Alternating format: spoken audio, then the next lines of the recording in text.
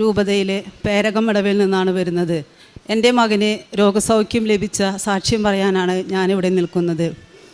മകൻ കുവൈറ്റിൽ 5 വർഷമായി ഡ്രാഫ്റ്റ്മാനായി വർക്ക് ചെയ്യുകയായിരുന്നു. കഴിഞ്ഞ 2024 മാർച്ച് മുതൽ അവന് കാഴ്ച കുറവും നടക്കുമ്പോൾ വീഴാൻ പോകുന്ന ഒരവസ്ഥയും ഉണ്ടായിരുന്നു.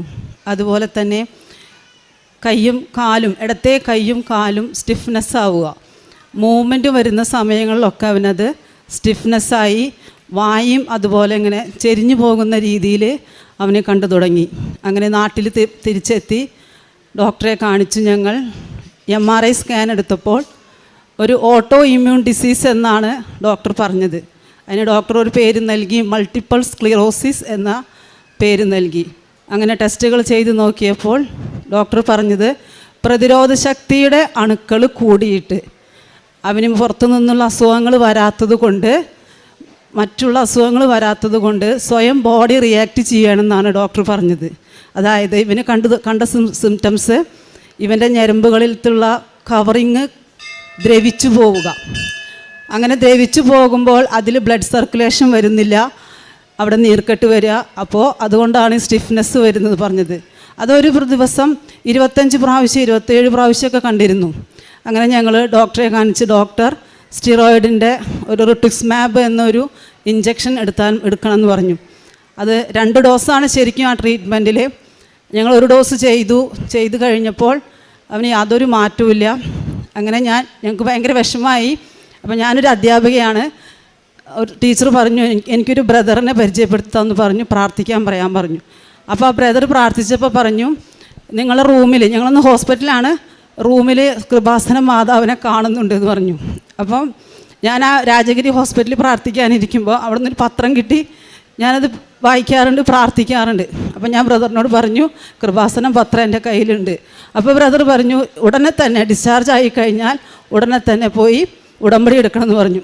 അങ്ങനെ ഞാൻ പ്രാർത്ഥിച്ചു, മാതാവിനോട് പറഞ്ഞു, മാതാവേ ഞാൻ ഇവിടുന്ന് ഇറങ്ങി വന്നതല്ല, ഞാൻ ഉടമ്പടി എടുത്തോളാം എന്ന് ഞാൻ പ്രാർത്ഥിച്ചു. അതിനുശേഷം ഞാൻ ഡിസ്ചാർജായി ഇവിടെ വന്ന് ഉടമ്പടി എടുത്തു. അപ്പോൾ 25 പ്രാവശ്യം കണ്ടിരുന്ന സിംറ്റംസ് അതൊരു 15 പ്രാവശ്യമായി കുറഞ്ഞു. അതുപോലെ തന്നെ 15 ദിവസം കഴിഞ്ഞ് അടുത്ത ഇഞ്ചക്ഷൻ ചെയ്യാൻ പോകുമ്പോഴേക്കും അത് കുറഞ്ഞു വന്ന് കംപ്ലീറ്റ് മാറിപ്പോയി. ഡോക്ടർക്ക് തന്നെ അതിശയമായി. ഞങ്ങൾ അടുത്ത റിവ്യൂവിന് പോയപ്പോൾ ഡോക്ടർ പറഞ്ഞു, ഡോക്ടർക്ക് വിശ്വാസമാവണില്ല.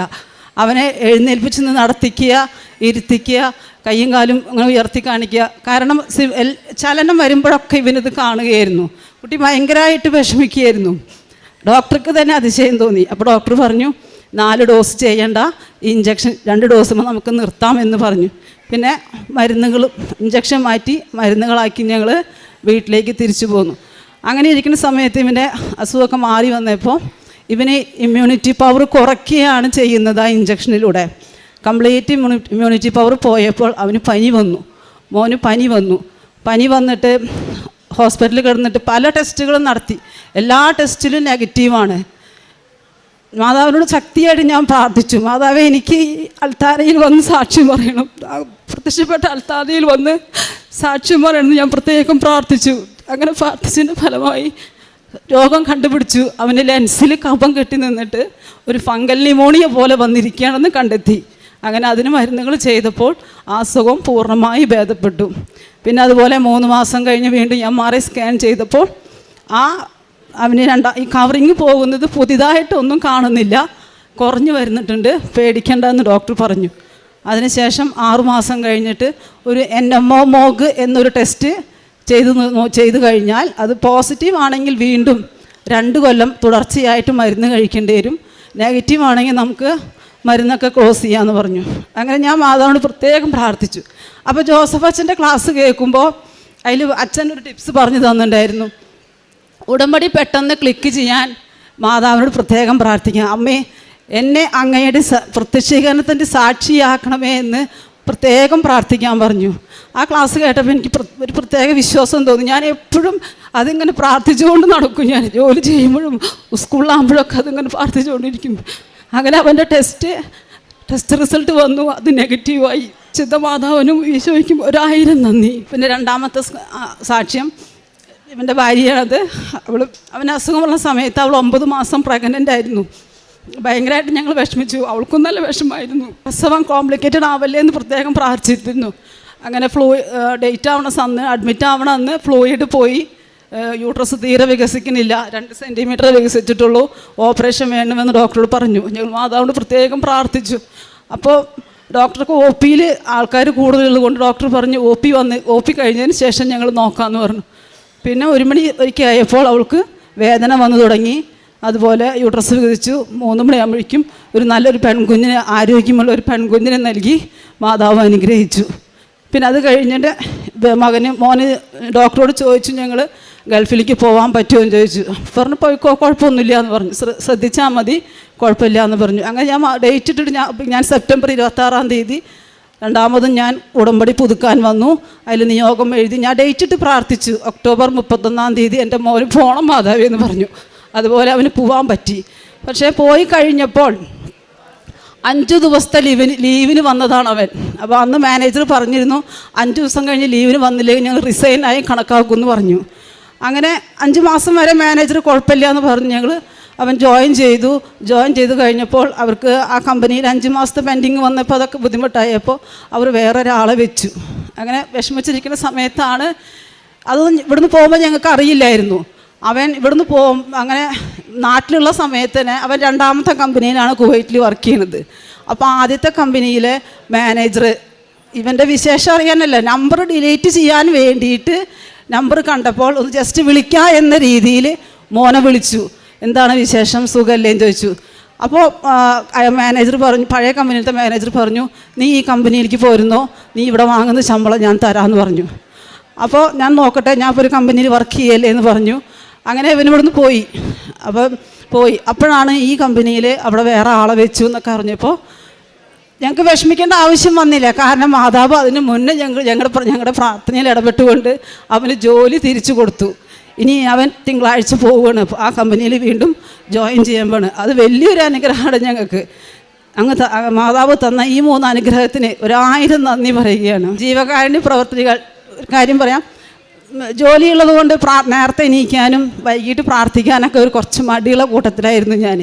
രാവിലെ 8 മണിക്ക് സ്കൂളിലേക്ക് പോകണം, വൈകിട്ട് 6 മണി 7 മണിക്കൊക്കെ വരിക. അപ്പോൾ രാവിലെ പ്രാർത്ഥിക്കാൻ ബുദ്ധിമുട്ട്, അങ്ങനെയൊക്കെയായിരുന്നു. അപ്പോൾ മോന് വയ്യാണ്ട് ഇവിടെ ഒന്ന് ഉടമ്പടി എടുത്തതിന് ശേഷം ഞാൻ ഇന്ന് 4:30 എണീക്കും, പ്രാർത്ഥിച്ച് പ്രത്യക്ഷീകരണ പ്രാർത്ഥനകളൊക്കെ ചൊല്ലി പള്ളിയിൽ പോയിട്ടാണ് ഞാൻ എന്നും സ്കൂളിലേക്ക് പോകുന്നത്. അതുപോലെ തന്നെ വൈകിട്ട് 7 മണി 7:30 ഇന്ന് ഷാർപ്പ് സമയമുണ്ടെങ്കിൽ ഞാനും മോനും ഞങ്ങൾക്ക് അമ്മയുണ്ട് 3 ആളും കൂടി കൊന്ത ചെല്ലും. അത് നിർബന്ധമാണ്, എവിടെ പോയാലും അത് ചെല്ലണം എന്നുള്ളതൊരു മനസ്സിലൊരു വന്നു പോയി. അങ്ങനെ എന്നും ഞങ്ങളത് മുടങ്ങാതെ ചെല്ലുന്നുണ്ട്. അതുപോലെ രാവിലത്തെ പ്രത്യക്ഷ പ്രാർത്ഥന കഴിഞ്ഞാൽ ഉടമ്പടി തൈലം മോൻ്റെ നെറ്റിയിലും അവൻ്റെ എവിടേക്കാണ് ബുദ്ധിമുട്ട്, ഞരമ്പിൻ്റെ കവറി പോയത്, കണ്ണിൻ്റെ അവിടെ, ബ്രെയിനിൽ, സ്പൈനിലൊക്കെ ആയിരുന്നു കവറിങ് പോയത്. അവിടെയൊക്കെ ഞാൻ തൈലം പുരട്ടി പ്രത്യേകം പ്രാർത്ഥിക്കുമായിരുന്നു. അതുപോലെ തന്നെ എന്നും വിശ്വാസ പ്രമാണം ചൊല്ലി എന്നും തേനും ഉപ്പും കഴിച്ചിരുന്നു. അതൊരു പ്രത്യേക ഒരു അനുഗ്രഹമാണ്. പിന്നെ അതുപോലെ തന്നെ ജീവകാരുണ്യ പ്രവർത്തനങ്ങൾ, ഞങ്ങളടുത്ത് ഒരു ക്യാൻസർ രോഗി ഉണ്ടായിരുന്നു. രോഗികളെ കാണാൻ പോകുമ്പോഴൊക്കെ ഞാൻ ഇവിടുന്ന് പോകുമ്പോൾ ഉപ്പും തൈലൊക്കെ കൂടുതൽ മേടിച്ച് പോകും, കാശ് രൂപയൊക്കെ ഞാൻ മേടിച്ച് പോകും. അതൊക്കെ ഞാൻ അവർക്ക് കൊടുക്കും, സാമ്പത്തികമായി സഹായിക്കും. അതുപോലെ ഹസ്ബൻഡിൻ്റെ ഒരു ഫ്രണ്ടിൻ്റെ മോൾക്ക് നഴ്സിങ്ങിന് പഠിക്കുകയാണ്, ഒരു സെം ഫീസ് അടയ്ക്കാൻ പൈസയില്ല എന്ന് പറഞ്ഞപ്പോൾ അത് കൊടുത്ത് ഞങ്ങൾ സഹായിച്ചു. 1000 നന്ദി. മത്തായിയുടെ വിശുദ്ധ സുവിശേഷം 15-ാം അധ്യായം 28-ാം തിരുവചനത്തിൽ യേശു പറഞ്ഞു, സ്ത്രീയെ, നിന്റെ വിശ്വാസം വലുതാണ്, നീ ആഗ്രഹിക്കുന്നത് പോലെ നിനക്ക് ഭവിക്കട്ടെ. ആ സമയം മുതൽ അവളുടെ പുത്രി സൗഖ്യമുള്ളവളായി. പിന്നീട് തിരുവചനത്തിൽ നമുക്ക് കാണുവാൻ കഴിയും, ഈശോ അനേകർക്ക് രോഗശാന്തി നൽകുന്നു. ഊമർ സംസാരിക്കുന്നതും വികലാംഗർ സുഖം പ്രാപിക്കുന്നതും മുടന്തർ നടക്കുന്നതും ഒക്കെ കണ്ടിട്ട് ജനക്കൂട്ടം വിസ്മയിക്കുന്നു. അവർ ഇസ്രായേലിൻ്റെ ദൈവത്തെ മഹത്വപ്പെടുത്തി എന്നാണ് തുടർന്ന് തിരുവചനങ്ങൾ അരുളി ചെയ്യുക. ഇവിടെ തൻ്റെ മകൻ്റെ രോഗസൗഖ്യം പങ്കുവയ്ക്കുകയാണ് ലിസി ഡൊമിനിക്ക്. എങ്ങനെയാണ് തൻ്റെ മകന്, ആരോഗ്യമുള്ള മകന് എങ്ങനെ പിന്നീട് പെട്ടെന്ന് രോഗിയാകുന്നു, ആ മകന് എന്തെല്ലാമായിരുന്നു സംഭവിച്ചു കൊണ്ടിരുന്നത്, ഇതൊക്കെ ഇവിടെ നാം കേട്ട് കഴിഞ്ഞ കാര്യമാണ്. കാനാൻകാരി സ്ത്രീ തൻ്റെ മകളെ സുഖപ്പെടുത്തണമേ എന്ന് പറഞ്ഞുകൊണ്ട് ഈശോയുടെ പുറകെ വരുമ്പോൾ ഒരക്ഷരം പോലും ഈശോ പറഞ്ഞില്ല എന്നാണ് തിരുവചനം പറയുക. ഒന്ന് തിരിഞ്ഞു നോക്കുക പോലും ചെയ്തില്ല, ഒരക്ഷരം പറഞ്ഞില്ല. അപ്പോൾ ശിഷ്യന്മാർ പറഞ്ഞു, കർത്താവേ, ഇവൾ നമ്മുടെ പുറകെ വരുന്നുണ്ടല്ലോ, അവൾ നിലവിളിക്കുന്നല്ലോ എന്ന്. അപ്പോൾ ഈശോ പറഞ്ഞതൊക്കെ, ഇസ്രായേൽ ഗോത്രത്തിലെ നഷ്ടപ്പെട്ട ആടുകളുടെ അടുത്തേക്കാണ് ഞാൻ വന്നത്. എന്നിട്ട് ഈശോ പറഞ്ഞ വാക്കാണ്, മക്കളുടെ അപ്പം എടുത്ത് നായ്ക്കൾക്ക് കൊടുക്കുന്നത് ശരിയല്ല. പക്ഷേ ആ സ്ത്രീ അതങ്ങ് അക്സെപ്റ്റ് ചെയ്തു. ഞാൻ നായയാണ്, അതാണ് അവൾ അക്സെപ്റ്റ് ചെയ്തതിൻ്റെ അർത്ഥമായിട്ട് നമുക്ക് മനസ്സിലാവുക. അതായത് നായ്ക്കളും യജമാനന്മാരുടെ മേശയിൽ നിന്ന് വീഴുന്ന അപ്പക്കഷ്ണങ്ങൾ ഭക്ഷിക്കുന്നില്ലേ കർത്താവേ എന്നവൾ ചോദിക്കുമ്പോൾ ഈശോ പ്രശംസിക്കുകയാണ് അവളെ. നിൻ്റെ വിശ്വാസം വലുതാണ്. ഇവിടെ തൻ്റെ മകൻ്റെ രോഗസൗഖ്യം അത് കൃപാസനത്തിൽ വന്ന് ഉടമ്പടി എടുക്കുന്നതിന് മുൻപ് തന്നെ കൃപാസന മാതാവ് എങ്ങനെയാണ് ഹോസ്പിറ്റലിലെ മുറിയിൽ തൻ്റെ അടുത്ത് വന്നതെന്നും തനിക്കതെങ്ങനെ വെളിപ്പെട്ട് കിട്ടിയെന്നുമൊക്കെ ഈ മകളിവിടെ പറഞ്ഞു. അങ്ങനെ ഇവിടെ വന്ന് ഉടമ്പടി എടുത്തതിന് ശേഷം പിന്നീട് പെട്ടെന്നാണ് റിക്കവറി ഉണ്ടാകുന്നത്. എത്ര ഇൻ്റർവെല്ലിൽ ഉണ്ടായിക്കൊണ്ടിരുന്ന, അതായത് ഒരു ബോഡി പാർട്ടും ചലിക്കാൻ പാടില്ല, ചലിക്കുമ്പോൾ ആ മകന് അസ്വസ്ഥതകളാണ്. രോഗം എന്തായിരുന്നു എന്നെല്ലാം വളരെ വ്യക്തമായിട്ട് നാം കേട്ടതാണ്. അപ്പോൾ ഈ ഒരു അവസ്ഥയിൽ പിന്നീട് അങ്ങോട്ട് കിട്ടുന്ന ഇമ്പ്രൂവ്മെൻറ്റ്, ഇന്ന് ഇപ്പോൾ അസുഖമേ ഇല്ല. അങ്ങനെ എങ്ങനെയാണ് തനിക്ക് തൻ്റെ മകനെ പൂർണ്ണ ആരോഗ്യവാനായിട്ട് തിരിച്ചു കിട്ടിയതെന്നും അത് വീണ്ടും ആ മകന് മറ്റൊരു, അതായത് ഇമ്മ്യൂണിറ്റി പവർ മൊത്തം കുറയുമ്പോൾ പിന്നീടുണ്ടാകുന്ന അസ്വസ്ഥതകൾ, അതിൽ നിന്നും പൂർണ്ണ സൗഖ്യം, കുഞ്ഞിൻ്റെ അതായത് മകളുടെ ഡെലിവറി, അതുമൊക്കെ പരിപൂർണമായിട്ടുള്ള സംരക്ഷണത്തിന് അമ്മ ഏറ്റെടുത്ത് കഴിഞ്ഞു. ഇന്ന് തൻ്റെ ജീവിതത്തിൽ താൻ മാറി, തൻ്റെ ജോലിക്ക് കൂടുതൽ പ്രാധാന്യം കൊടുത്തിരുന്നു.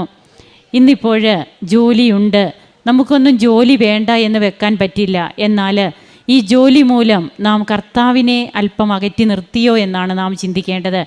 പ്രാർത്ഥനയ്ക്കുള്ള സമയം, അല്ലെങ്കിൽ വിശുദ്ധ കൂദാശ ജീവിതത്തിനുള്ള പ്രാധാന്യം, ഇതൊക്കെ നമ്മുടെ ജീവിതത്തിൽ കുറഞ്ഞു പോയോ എന്ന് നാം ചിന്തിക്കേണ്ടിയിരിക്കുന്നു. അങ്ങനെ ഇന്ന് അതൊക്കെ റീതിങ്ക് ചെയ്യുമ്പോൾ ഈ മകൾക്ക് മനസ്സിലായി, ഞാൻ ഇങ്ങനെയൊന്നും പോയാൽ പോരാ എന്ന്. അവിടെയാണ് വ്യത്യാസം വന്നത്. ആ ഒരു വ്യത്യാസമാണ് ഇന്ന് കാനാൻകാരി സ്ത്രീയെ പോലെ ഇവിടെ വന്ന് നിന്ന് ഈശോ തനിക്ക് ചെയ്ത കൃപകളെക്കുറിച്ച്, തൻ്റെ കുടുംബത്തിന് ചെയ്ത കൃപകളെക്കുറിച്ച് പറയുവാൻ ഈ കുടുംബത്തെ അർഹരാക്കുന്നത്. നമുക്ക് നമ്മുടെ ജീവിതത്തെ സമർപ്പിച്ച് പ്രാർത്ഥിക്കാം. കൂടുതൽ കൃപകൾ ലഭിക്കുന്നവരാകാൻ, ഉടമ്പടിയിൽ കൂടുതൽ സീരിയസ് ആകാൻ, സിൻസിയർ ആകാൻ ദൈവം നമുക്ക് ഇടവരുത്തട്ടെ. കരങ്ങളടിച്ച് നമുക്ക് ദൈവത്തെ മഹത്വപ്പെടുത്താം. യേശുവേ നന്ദി, യേശുവേ സ്തുതി, യേശുവേ ആരാധന.